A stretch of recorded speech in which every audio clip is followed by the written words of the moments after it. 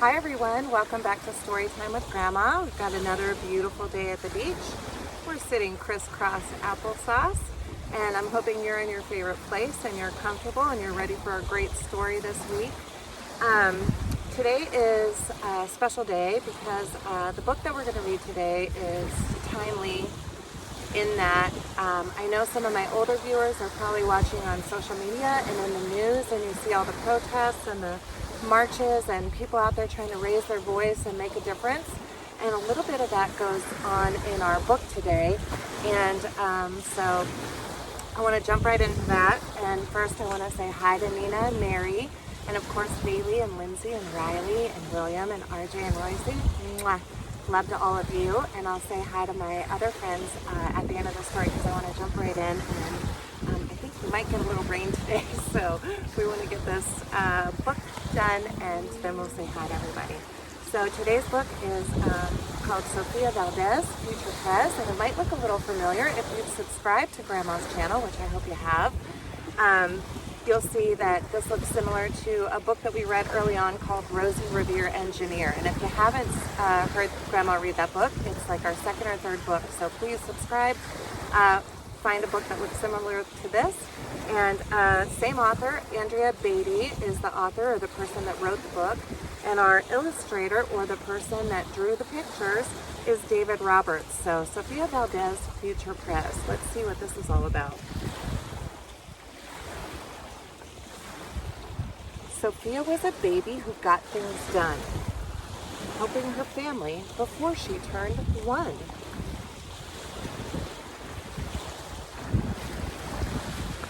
She and Abuelo went out every week to help elderly friends around Blue River Creek who couldn't get out and about on their own and with no place to gather were stuck home alone.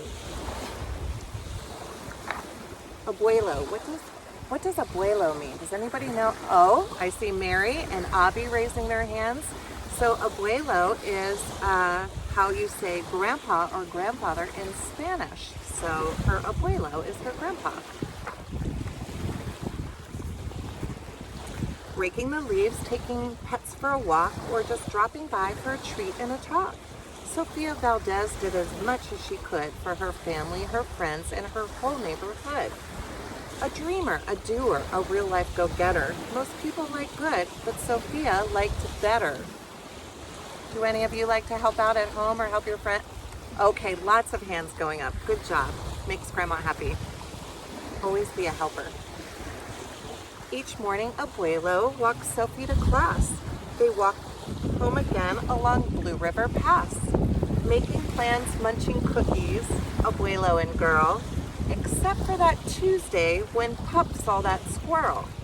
With a howl, Pup took off, racing all through the town, over and under, beneath and around. Sofia scrambled to keep up with the hollering man and the bellowing Pup.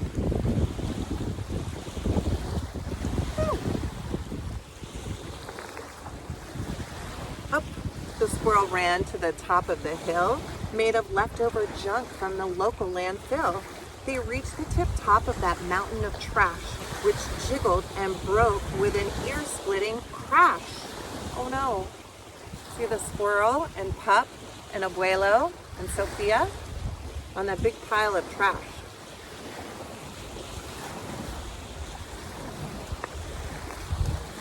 Down they all tumbled and hit with a thud on a moldy old pumpkin surrounded by mud. Ouch, cried Abuelo. He struggled to stand. A dangerous mess, he said, grasping her hand. It's like maybe he hurt his ankle. The next day, Sofia walked to school solo, but it wasn't the same without her Abuelo.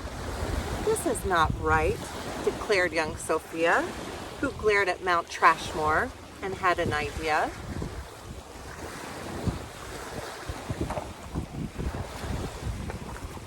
The very next morning, at dawn, she planted a sign at the front of the lawn.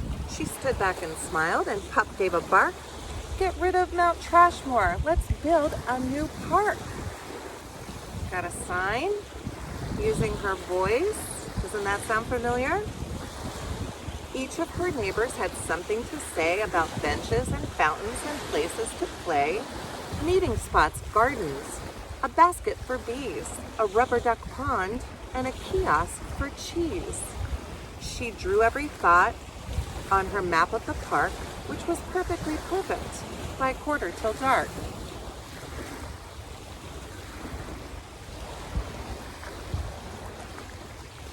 She drifted to sleep in her soft, cozy bed. Then, bam! She woke up when a thought smacked her head. Her heart skipped a beat as she realized each one of her neighbors had said, "Let me know when it's done." They all thought Sofia could build it alone, but how could one girl do so much on her own?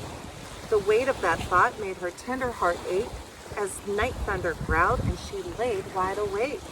Then dawn brought a storm and the gloomy sky wept, and the heartsick Sofia finally slept. Do any of you have trouble falling asleep sometimes because you've got so many thoughts going through your head? That's what's going on with Sofia. Abuelo baked cookies. When Sofia got up, he gave her a bagful and sneaked one to Pup.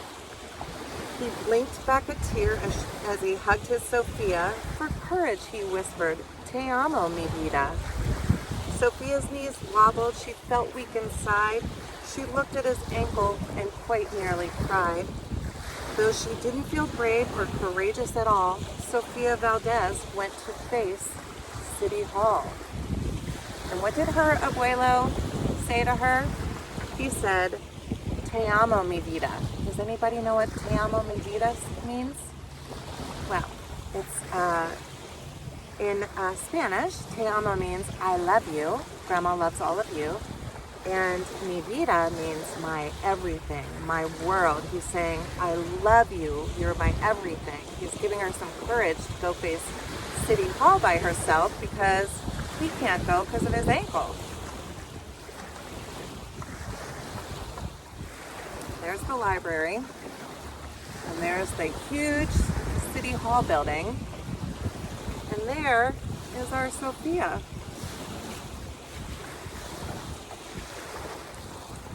The mayor's office sent her to room 401, the Blue River Creek Department of Fun, which sent her downstairs to room 302, the office of duck ponds and fun things to do, to the office of monkeys, the department of cheese, the division of fountains, and meetings of bees, then down to the basement, so musty and cramped, where all the town's papers were sorted and stamped. And that's where the clerk said what no one else did. "You can't build a park. You're only a kid." What? Let's see what Sofia thinks about that. The word smacked Sofia deep down in her heart. Her plan was kiboshed before it could start. "I think," said Sofia, "I think that law's wrong." But her second grade voice didn't sound very strong. The clerk said, "Clearly, it cannot be done. Do you have any questions?" Sofia said, "One. If you were me and if I were you and he was your grandpa, what would you do?" Well, said the clerk. Then she said nothing at all. She thought and she sent out a call to every employee throughout City Hall.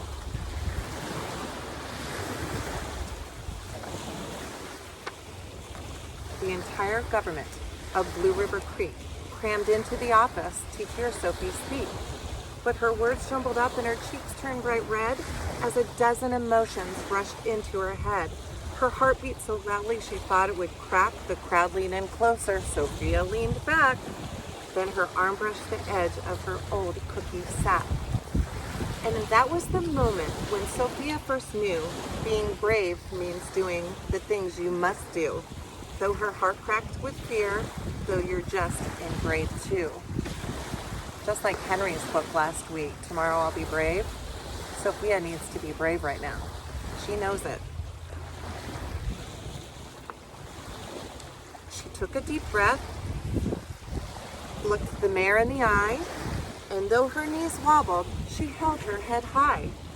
Sofia started talking. She spelled out her plan and why it all mattered and how it began. And once she got rolling, she had lots to say about meeting spots, monkeys, and places to play. and other ideas for things they could do. She had thoughts on the library and thoughts on the zoo, and perhaps a way to combine the two.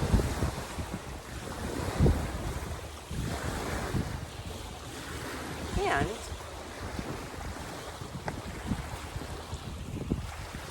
all right, cried the mayor, go start a petition. If the town wants a new park, we'll form a commission. And so young Sofia got right to work with some help from her family and Cup and the clerk. See, they've made signs. Looks like they're beginning to march, raise their voice, be heard, make a change, make a difference. Doesn't that sound familiar? Then others joined in, not all but a few, like Miss Lila Greer and the kids in grade 2. Lots of support, wanting to make a change. There were hearings and surveys and taxes to figure, then bulldozers, cranes, and a blue bigger digger. They all built that park. That's how it got done, with the hard work of, by, and for everyone. But it began with a dream of one person, just one, who laced up her shoes and then led the way to help Blue River Creek get a new place to play. They all hold this truth to be self-evident, that Sofia Valdez could grow up to be president.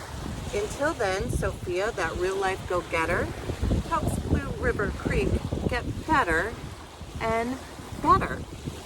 And that is the end of this week's story. And again, it is so relevant to what's going on these days. And so I thought it would be a great one to share with you. And also, I wanted to tell everybody Happy Pride Month. It is such a fabulous month, and I wanted to send out so much love and prayers and welcome all my LGBTQ plus community. You're all welcome here.